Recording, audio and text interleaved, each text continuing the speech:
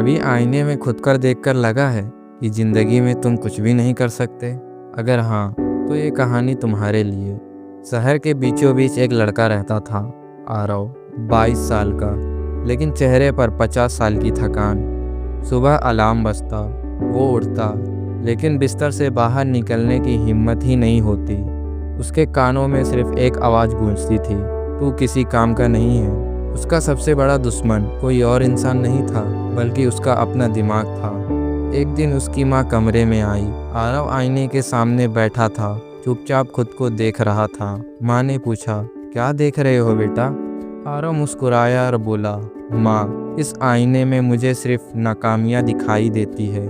माँ ने जाते जाते एक लाइन कही, आईना कभी झूठ नहीं बोलता, झूठ बोलता है हमारा दिमाग। उस रात आरव को नींद नहीं आई। उसने पढ़ा कि हमारा दिमाग हमें हमारी ही कमजोरियों का कैदी बना देता है।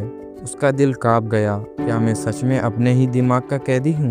अगले ही दिन उसने कमरे की दीवार पर एक बड़ा कागज चिपकाया और लिखा, मैं अपने दिमाग को हराऊंगा। उसने मोबाइल का टाइम आधा कर दिया। हर सुबह आईने के सामने खड़ा होकर खुद से कहता, मैं काबिल हूँ, मैं कर सकता हूँ। शुरुआत में झूठ लगता था, लेकिन धीरे धीरे उसका दिमाग उसी पर यकीन करने लगा। वो पढ़ने बैठता तो दिमाग कहता, ये तुझसे नहीं होगा। आरव चिल्लाता, चुप रह, तुझे वही मानना है जो मैं कहूँगा। वो दौड़ने जाता, थकने पर दिमाग कहता, रुक जा।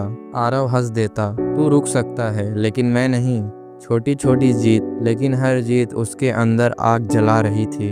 6 महीने बाद वही आरव इंटरव्यू हॉल में खड़ा था। इंटरव्यूअर ने पूछा, तुम्हारी सबसे बड़ी ताकत क्या है? आरव मुस्कुराया और बोला, मैं अपना सबसे बड़ा दुश्मन अपने ही दिमाग को हरा चुका हूँ। कमरे में सन्नाटा छा गया, फिर तालियों की गड़गड़ाहट गूंज उठी। आज भी आरव हर सुबह उसी आईने के सामने खड़ा होता है, लेकिन अब आईने में नाकामी नहीं, जीत दिखती है। याद रखो, जिंदगी की आधी लड़ाई दुनिया से नहीं, बल्कि अपने ही दिमाग से होती है। अगर तुम उसे हरा दो, तो दुनिया में कोई भी लड़ाई तुम्हारे लिए बड़ी नहीं।